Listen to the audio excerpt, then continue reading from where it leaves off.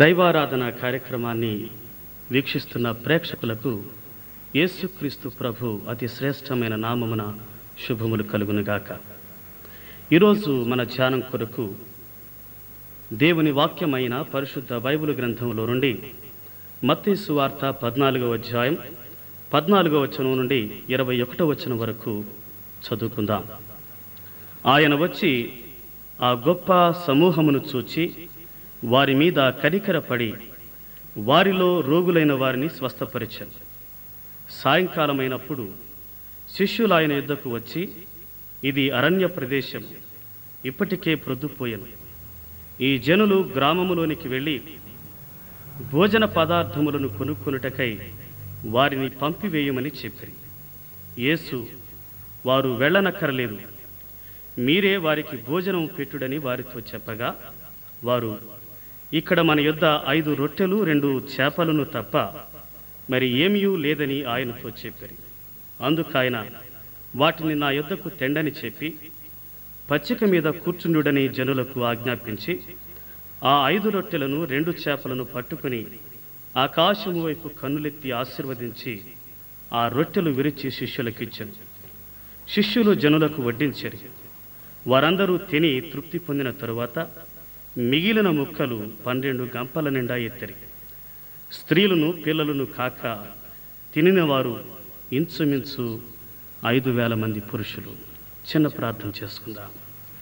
పరిశుద్ధుడైన మా తండ్రి, నీ వాక్యాన్ని మా హృదయాల కొరకు, మా హృదయాలను కూడా నీ వాక్యం కొరకు తెరువమని యేసుక్రీస్తు నామమున ప్రార్థించి వేడుకుంటూ ఉన్నాము తండ్రి, ఆమేన్. చదవబడిన ఈ దేవుని వాక్యాన్ని జాగ్రత్తగా పరిశీలించి మనం ధ్యానించటానికి ప్రయత్నం చేసినట్లయితే, యేసుక్రీస్తు ప్రభు ఒక అరణ్య ప్రదేశానికి ఏకాంతం కొరకు వెళ్ళారు.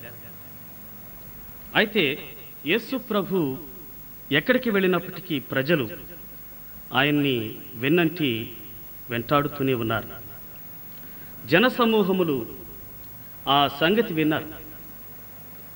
వారు ఏదో ఒక రీతిగా యేసు ప్రభు ఎక్కడ ఉన్నాడో ఆ సమాచారాన్ని తెలుసుకుని ఎంత దూర ప్రాంతాల నుంచైనా కాలినడకన ఆయనున్న ప్రదేశానికి చేరిపోతూ ఉండేవారు.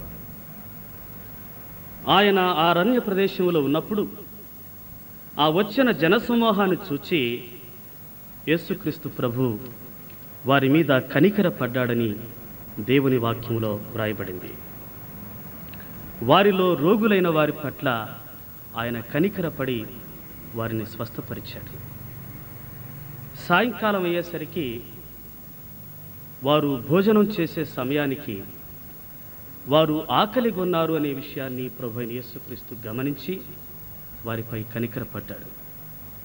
ప్రియమైన స్నేహితులారా, యేసుక్రీస్తు ప్రభు మానవుని యొక్క శరీర సంబంధమైన ప్రతి అక్కరను, ప్రతి అవసరతను ఎరిగినటువంటి మహోన్నతుడైన దేవుడు.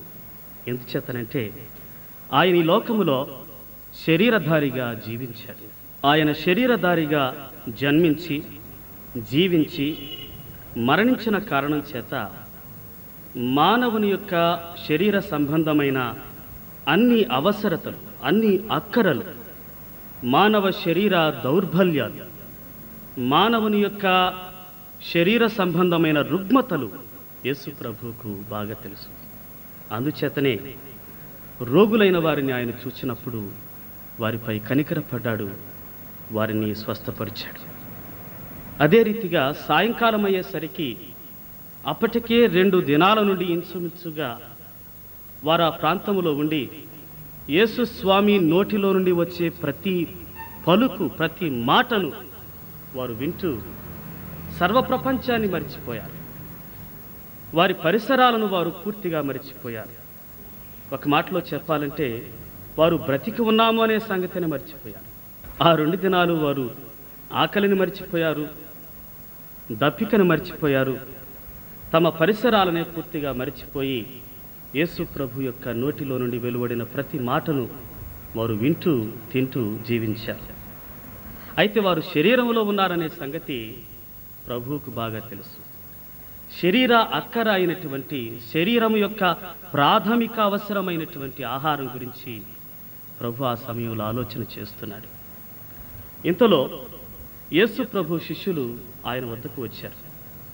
వారు అంటున్నారు, ప్రభువా, మనం ఉన్నటువంటి ఈ ప్రదేశం అరణ్య ప్రదేశం గనుక ఈ ప్రజలు భోజనం చేయటానికి ఎలాంటి వసతులు ఇక్కడ లేవు గనుక వీరిని పట్టణంలోనికి పంపించి వారి వారి ఆహారాలు వారు కొనుక్కుని భుజించేటట్లుగా వారిని ఇక్కడి నుండి పంపివేద్దామని వారు ప్రభువుకు సలహా చెప్పారు.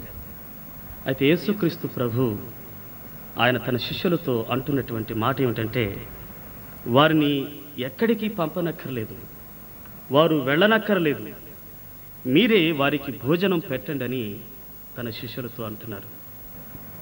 క్రీస్తు ప్రభు మానవుల అవసరతలను గూర్చి ఆలోచన చేసే దేవుడు మాత్రమే కాదు గాని వారి అవసరతల విషయంలో ఆయన కనికరాన్ని కలిగినటువంటి దేవుడు. అంత మాత్రమే కాదు, ఇతరులు మనలను భారంగా ఎంచుతూ ఉన్నప్పుడు మన భారాన్ని తన బాధ్యతగా స్వీకరించే దేవుడు మన ప్రభువైన యేసుక్రీస్తు. గమనించారా? శిష్యులు ఈ ప్రజలంతా తమకు భారం అని అనుకుంటున్నప్పుడు ప్రభువైన యేసుక్రీస్తు వారిని కనికరించి